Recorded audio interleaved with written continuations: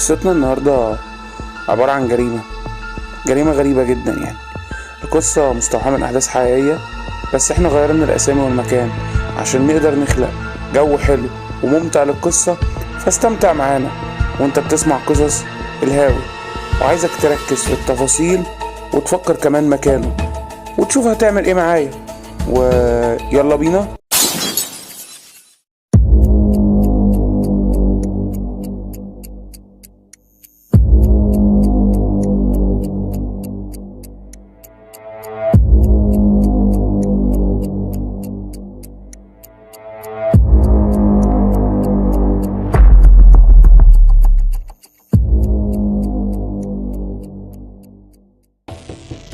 في صيف زحمة في مدينة اسكندرية، عاصمة الجمال، أو زي ما بيتقال عليها باريس مصر، بس للأسف بقت باريس الدموية، لأننا بقينا بنصحى كل كام يوم عن جرائم مرعبة في البلد، جثث متفرقة، وكل جثة منهم مقتولة بطريقة مختلفة خالص عن غيرها.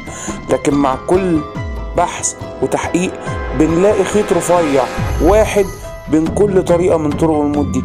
وحاجة تانية هتعرفها معايا في الطريق وانت ماشي، بس فكر كأنك ظابط او بتحقق في القضية معايا. يعني مثلا في زقاق من دواخل منطقة بحري لقوا جثة واحدة في سن العشرينات. ما كانتش جريمة قتل وعدي واجري، لا خالص، ده تقريبا القاتل استمتع بتعذيبها بشكل مش طبيعي قبل ما يموتها. مقطع كل حتة في جسمها بمبرد او بموس بارد. مش عايز اقولك مدى الألم اللي اكيد كانت فيه. والاغرب كمان واللي عرفهم انها تبع القضايا القديمة، انه لقوا على كتفها الشمال كلمة محفورة بآلة حادة مكتوب رجعها لي، كلمة موجودة في كل القضايا اللي فاتت على اجسام كل الضحايا بعد كمية تشوهات عنيفة في كل جثة. الطب الشرعي اللي كان بيشوف الجثث في كل مرة كان بيقول وقت وفاة الجثة من الساعة 12 ظهرا لحد الساعة 5 عصرا، يعني تقريبا من 12 ل5 في عز النهار القاتل بيقتل ضحيته. يعني تقريبا القضية صعبة قوي، والقاتل قادر جدا انه في عز النهار وبيقتل بالقوة دي. بس تعال اما احكي لك. المقدم عادل فريد. المقدم ده كان طلع معاش مبكر من سنتين، واتفاجئ من القضية دي، واتفاجئ اكتر لما رئيسه في الشغل القديم طلبوا انه يحقق في القضية دي. عادل اتبسط جدا ورجع تاني للمكتب، لانه اصلا مشغول بالقضية وكان بيقرأ عنها كتير وحاسس ان لغزها صعب جدا. وعادل معروف عنه الذكاء وحبه للقضايا اللي لغزها صعب وحلها تقريبا مستحيل، وكان بيحلها، فكان مشدود قوي للقضية، فقرر انه يرجع تاني بناء على كلام رئيسه. بعد اسبوع تاني لقوا جثة تانية، بس المرة دي لست في الثلاثينات من عمرها، ولقوا على جسمها نفس النقشة او نفس الكلمة اللي محفورة على كل ست، رجعها لي. بس اتبلغوا بسرعة المرة دي، فكانوا في مكان حدوث الجريمة الساعة 4 العصر. يعني كلام الطب الشرعي تقريبا حقيقي، القضية بتحصل من الساعة 12 للساعة 5. بدأ عادل بعدها يربط بين الخيوط وبعضها، لأنه أكيد نفس القاتل. هو يمكن بيقول لنا حاجة معينة ويمكن بيلعب بينا بس، لكن عادل كان بيفكر جوه دماغه، هل ممكن يكون القاتل ده قاتل متسلسل أو لأ؟ لسه ما نعرفش. لكن القاتل ده برضو مش غبي، كل جريمة بيعملها كانت مختلفة في الطريقة، وكان بيلعب بالحكومة مش بالناس، او بالمعنى الاصح كان بيلعب بالضابط اللي ماسك القضية. بيقول له انا اذكى منك بقى، وعارف انا بعمل ايه وامتى، وبتحدى قدرة كل واحد في القضية دي. المقدم عادل من خلال البحث والتحقيق وصل لنمط غريب في القضية. كل الستات اللي بتموت اصل القضية كان كلها ستات، كل الستات اللي بتموت في القضية ليها علاقة بمجال التصوير، بمجال الانتاج الفني. واحدة منهم فنانة تشكيلية، والتانية كانت شغالة في معمل طباعة وتحميض للصور. وبعد ايام وصل طرد لعادل لحد بيته، بس كان غريب شوية. لما فتحوا لقى شريط تسجيل قديم شوية، ولما شغله سمع صوت راجل مشوش بيقول كل شيء لازم يرجع زي ما كان، وبصوت عالي رجعها لي. وفي آخر الظرف ماضي باسم القاتل وحاطط جنبه حرف ميم. في ساعتها بدأت فكرة مجنونة تتجمع في دماغ عادل. القاتل ده عنده هوس إن ممكن يكون بيرجع حاجة معينة أو بيعمل حاجة معينة، ما هو مش هيقول لي رجعها لي من فراغ. وإيه حرف الميم اللي موجود ده؟ هل دي إشارة لحاجة معينة، ولا هو بيديني تنبيه، ولا هو بيلعب بيا؟ لما عادل بدأ يتعمق أكتر في البحث اكتشف إن كل الضحايا كانوا بيتعاملوا مع شخص واحد مشترك، وهو دكتور محمود سمير، أو محمود سمير على طول، أستاذ جامعي سابق في كلية فنون جميلة. محمود حصل له في فترة في حياته انهيار نفسي بعد ما ماتت خطيبته في حادثة من 10 سنين. والمشكلة أو المفاجأة بالنسبة لعادل إن خطيبته كانت نسخة من واحدة من الضحايا دي، كأنهم توأم. اتضح بعد كده إن محمود كان بيحاول يرجع تكوين صورة خطيبته عن طريق إنه بيقتل الستات اللي شبهها، كأنه بيحاول يرجعها من أول وجديد في جريمة بعد التانية. بعد فترة قدر عادل إنه يوصل له بكل سهولة ويوقعه في ورشته المهجورة. ولما دخل الورشة بتاعته لقى صور متقطعة ومرسومة بإيد القاتل نفسه، وهو بيحاول يرجع ترتيب وش خطيبته من الملامح بتاعت الضحايا اللي كان بيموتها. ولما عادل واجهه بكده محمود بصله بعين مليانة دموع وقال له أنا كنت قريب جدا من رجوعها، ونط عليه مرة واحدة وهو واقف وبيقول له وقفتني ليه عن اللي أنا بعمله. بعد كده بدأ يهدى خالص وقبض عليه. كان مستسلم تماما، لكنه كان بيبتسم ابتسامة غريبة كأن ما حصلش أي حاجة، عادي يعني، ومفيش أي هزيمة ومفيش أي مسكة. بس كان بيقول لعادل يمكن وقفتوني مؤقتا لكن اللعبة بتاعتي مش هتقف. عادل استغربه جدا، ما انت اللي بعت لي رسالة وبتقول لي فيها كل حاجة وكاتب لي حرف الميم اللي هو أول حرف تقريبا من اسمك، يعني بتلعبني عشان أجيبك وأنا جبتك. محمود بصله باستغراب وقال له رسالة ايه؟ انا ما اعرفش اي حاجة عن اللي انت بتقوله ده، انا لا بعت لك رسالة ولا اعرفك اساسا. واتقبض عليه. وبالرغم من القبض عليه عادل فضل حاسس ان في حاجة ناقصة، المكعب بتاع القضية مش كامل. عادل كان ذكي جدا وبيلقطها وهي طايرة، في حاجة هو لسه ما اكتشفهاش ومش عارف هل محمود عمل كل ده لوحده ولا في حد معاه. عادل وهو مروح من القسم في يوم بعد القبض على محمود لقى ورقة صغيرة موجودة على ازاز عربيته مكتوب عليها الموضوع لسه ما انتهاش واللعبة لسه في اولها ومكملة، خد بالك هرجعها. لا كده الموضوع ما بقاش محمود وخلاص، ده كده في حاجة اكبر من محمود نفسه. كل الناس كانت فاكرة ان القضية خلصت وان سفاح الستات محمود سمير او اللي اتشهر بعد كده بقاتل الستات المتسلسل اتحبس وخلاص، والشر بتاعه اتحبس معاه.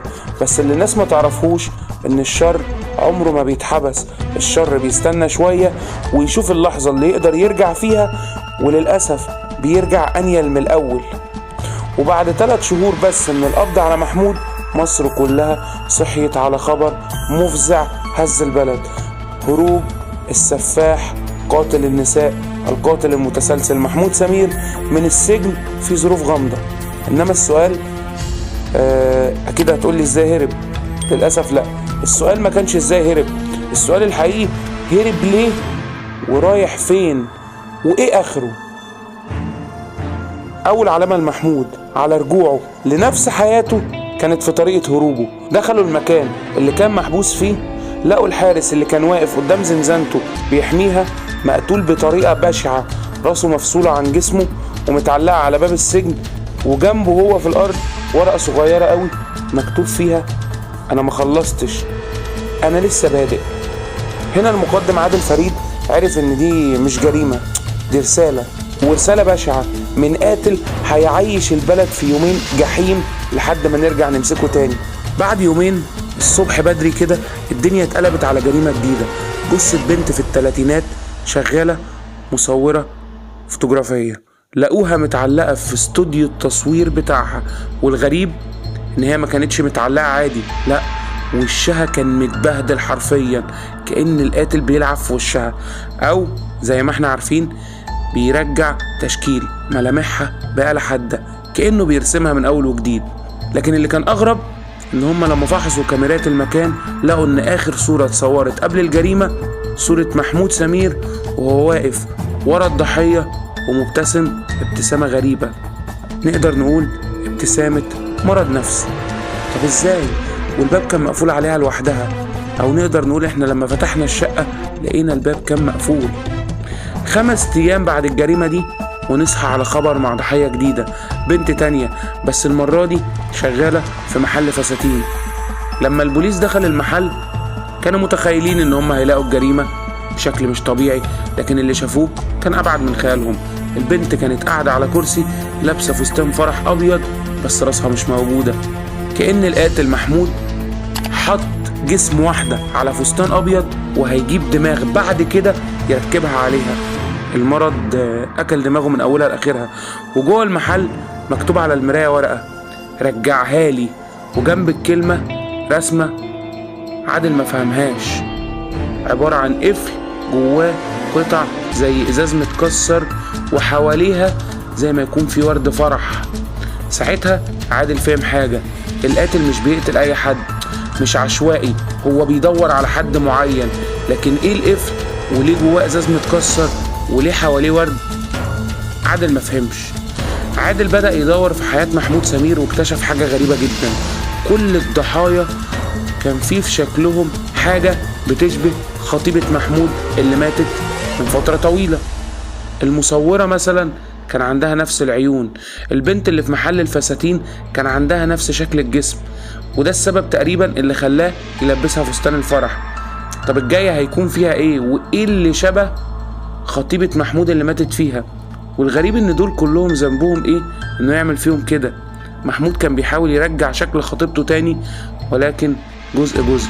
ساعتها عادل قرر يجرب انه يقلب الترابيزة على محمود، فجهز له مصيدة، جاب بنت تعتبر معاهم ضابط شرطة شبيهة جدا بخطيبة محمود اللي ماتت، وحطها في شقة متراقبة بالكاميرات من كل حتة، مستنيين محمود يدخل عليها ويكون الفخ اتنصب. وعملوا لها سيشن تصوير على النت واعلان على الصور انها موديل اعلانات، وبالاجهزة خلوها صاحبة مشتركة عند 2 من الشخصيات اللي ماتوا باكاونت فيسبوك فيك مش حقيقي. وجهاز مراقبة الاكاونتات اتأكد ان محمود شاف صور الموديل بنفسه، وفعلا بعد يومين محمود دخل الشقة زي الشبح واتحرك في الضلمة وكان خلاص هيهاجم البنت، لكن فجأة الابواب كلها اتقفلت، في انذار اشتغل والنور اشتغل فجأة. المفروض خلاص محمود وقع في الفخ، انما ما تتوقعهاش كده. لحظة ما الشرطة دخلت الشقة ما كانش فيها محمود، بس كان سايب جثة وراه. ايوه، جثة الضابط او جثة البنت الضابط اللي كانوا مستخدمينها كطعم المحمود كانت قاعدة على الكرسي عينيها مفتوحة على اخرها كأنها شافت الموت قدامها قبل ما تموت، وعلى جبهتها كان مكتوب بالدم لعبته غلط، وعلى ورقة جنبها مكتوب لعبته مع الشخص الغلط، اللعبة لسه ما خلصتش بس انا دايما بحب الالغاز، وبين قوسين رجعها لي. كده الموضوع مش قاتل متسلسل هرب من السجن وخلاص، الموضوع كده كابوس، وبدأ فصل جديد، بدأ بشكل مش طبيعي. محمود مش بس بيقتل، محمود بيجهز لشيء أكبر بكتير. عادل نفسه بدأ يحس إنه مش بيواجه قاتل، ده بيواجه عقل مريض عبقري في القتل، ومستحيل إنك تعرف تتوقع خطوته الجاية. عادل بكل ذكائه كان واقف عاجز عن القضية مش عارف يعمل ايه، لكن اللي حصل بعد كده كان مرعب لعادل نفسه. في الليلة دي عادل رجع بيته لقى حاجة خلته يتجمد في مكانه ومش قادر يتحرك، صورة جديدة محطوطة على مراية الحمام. ده محمود وصل لجوه بيته. صورة مين؟ صورة بنته الوحيدة، وتحتها كان مكتوب بخط واضح كأنه بيهمس في ودن عادل، لقيتها الست الكاملة بالظبط.